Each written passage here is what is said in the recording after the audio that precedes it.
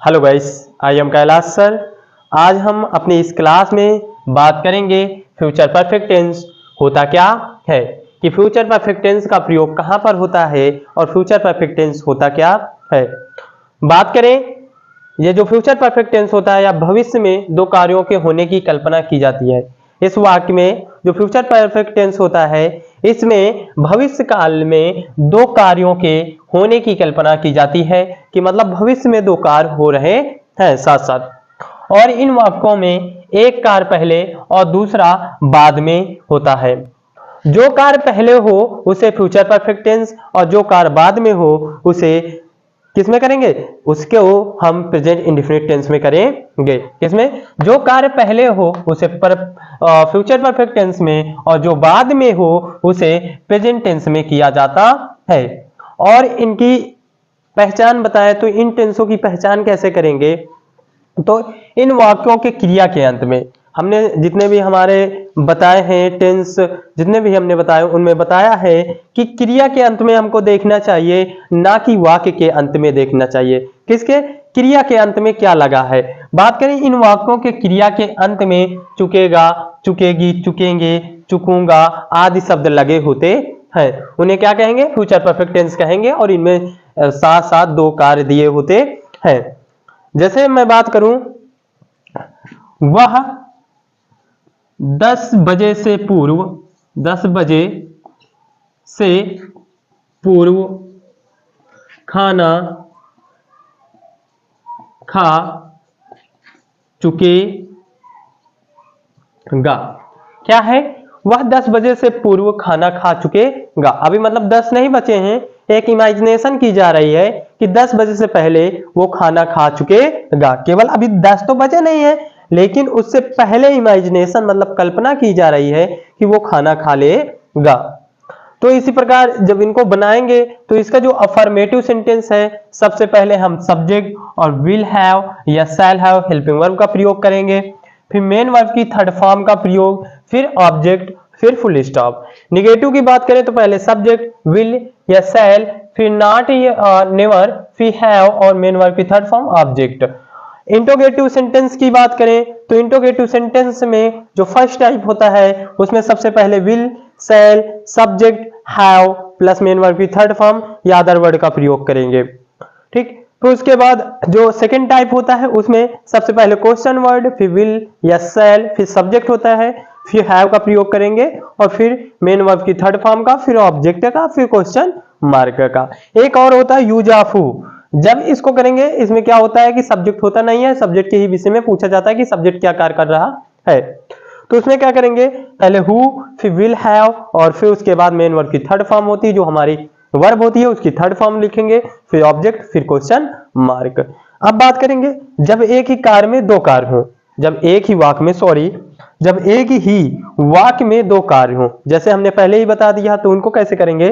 पहले सब्जेक्ट, फिर विल या सेल, फिर हैव, फिर मेन वर्ब की थर्ड फॉर्म ऑब्जेक्ट, फिर बिफोर लगाएंगे। पहले के लिए हम क्या प्रयोग करते हैं? बिफोर। फिर उसके बाद सब्जेक्ट, फिर मेन वर्ब की फर्स्ट फॉर्म ही रखेंगे क्योंकि वो प्रेजेंट टेंस के अनुसार लगेगी, इसलिए उसको करेंगे, उसको वहां पर मेन वर्ब की जो होगी प्रेजेंट इंडेफिनिट या सिंपल प्रेजेंट के अनुसार उसको लिखेंगे। जैसे हम वाक्य देख लेते हैं, वह 10 बजे से पूर्व खाना खा चुके, वो सॉरी, वह 10 बजे से पूर्व खाना खा चुकेगा। ही विल हैव, ठीक है, he will have eaten food, ठीक, बिफोर। हमने कहा पहले किस कार्य हो चुका हो, जो पहले कार्य हो उसे किस में करेंगे? फ्यूचर परफेक्ट टेंस में करेंगे। तो खाना तो पहले खा लिया है, बाद में 10 बजेंगे, तो he will have eaten food before, क्या 10 बजे से 10 ओ क्लॉक, ऐसे करेंगे। अब देखते हैं इनके एग्जाम्पल कि इनको करेंगे कैसे। अभी हमने इसका पहचान देख लिया और इसके कुछ स्ट्रक्चर देख लिया जिससे हम सेंटेंस कर सकते हैं। अब देखेंगे हम सेंटेंस करेंगे कैसे, कि उनको कैसे ट्रांसलेट किया जाता है हिंदी टू इंग्लिश, मतलब हिंदी से इंग्लिश कैसे ट्रांसलेट किया जाता है वो देखेंगे।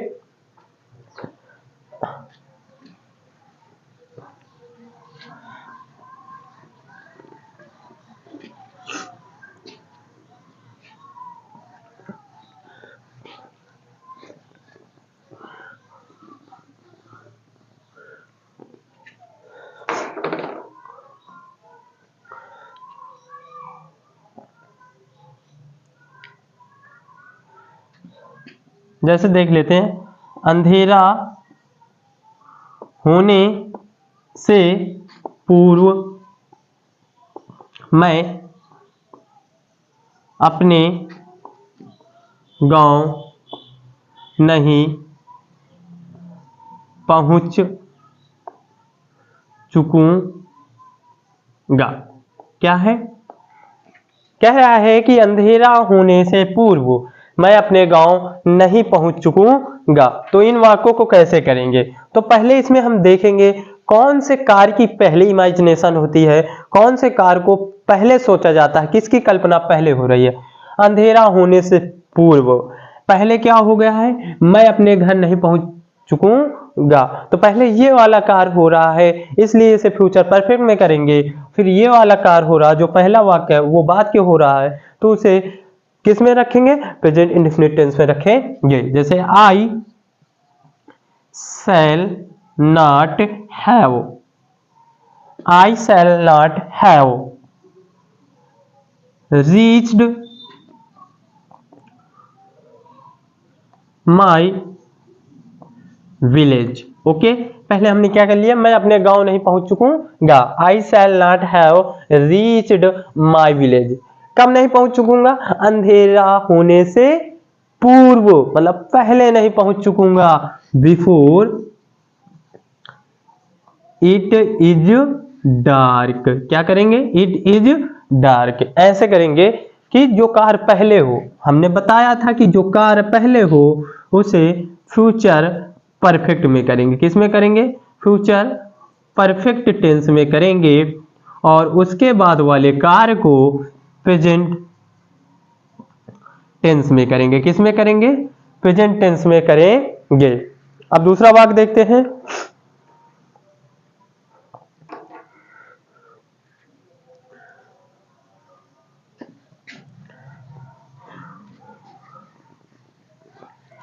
दूसरा देख लेते हैं।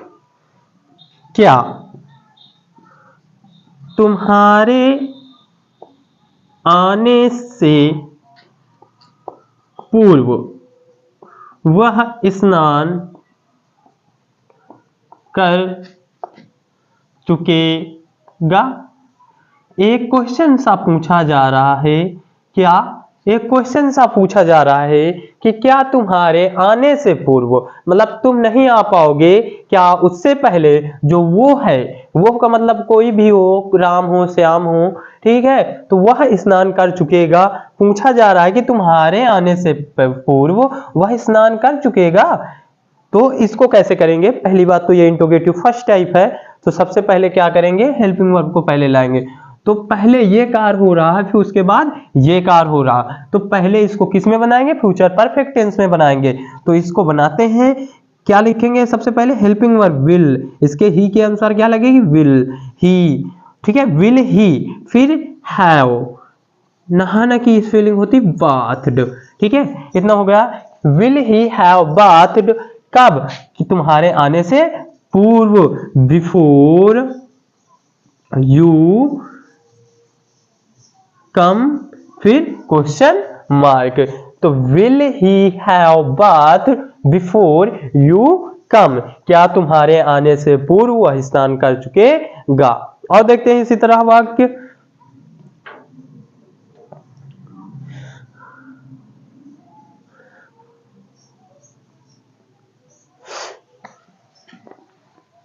देखते हैं, जैसे बात करें सूर्य डूबने से पहले, सूर्य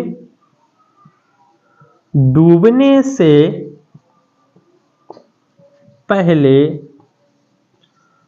आप किसको पत्र लिख चुकेंगे? एक क्वेश्चन वर्ड सा है। क्या पूछा जा रहा है कि सूर्य डूबने से पहले आप किसको पत्र लिख चुकेंगे। एक क्वेश्चन सा है, और देख लो किसको पूछा जा रहा है, किसको पत्र लिख चुके। तो ये काम पहले हो रहा है, और ये सूर्य डूबने से पहले। सूर्य तो बाद के डूबेगा, लेकिन ये कार्य पहले हो रहा है। इसकी पहले इमेजिनेशन की जा रही है, और फिर इसकी बाद की, क्योंकि हमने बताया कि जो फ्यूचर परफेक्ट टेंस होता है वो इमेजिनेशन पर आधारित होता है।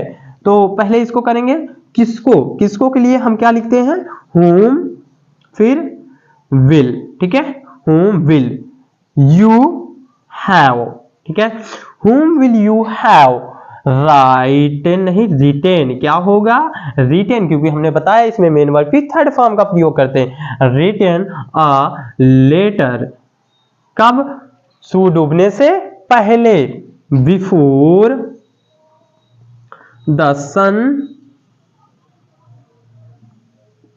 सेट्स, ऐसे करेंगे, कैसे कि हमने बताया पहला जो वाक्य हो, पहला जो कार्य हो उसे फ्यूचर परफेक्ट टेंस में, और जो बाद के हो उसे प्रेजेंट इंडेफिनिट टेंस में करेंगे। ऐसे ही हम करते हैं फ्यूचर परफेक्ट टेंस। अब देखते हैं, सिंपल बताते हैं। अब एक मतलब एक ही वाक्य में एक ही कार्य होगा, देखते हैं उनको कैसे करेंगे। ये तो हो गए जब एक वाक्य में दो कार्य हों। जैसे मैं बात करूं, तुम खेल चुके होगे, तुम खेल चुके होगे, तो इनको कैसे करेंगे तो देख लेते हैं। यू विल हैव प्लेड, क्योंकि एक इमेजिनेशन की जा रही है कि फ्यूचर में तुम्हारा जो कार्य है वो समाप्त हो चुका होगा। तुम खेल चुके होगे, यू विल हैव प्लेड। मैं आगरा जा चुका होऊंगा, मैं कहां जा चुका होऊंगा, मैं आगरा जा चुका होऊंगा। I shall have gone to Agra, क्या करेंगे, I shall have gone to Agra, ऐसे करेंगे। अगर आपको हमारी जो क्लास है पढ़ाने में अच्छी लगती हो तो ज़्यादा से ज़्यादा सब्सक्राइब, फॉलो और कमेंट कीजिए। हम आपके लिए इसी प्रकार के स्पोकन इंग्लिश क्लास फ्री में लेकर आएंगे।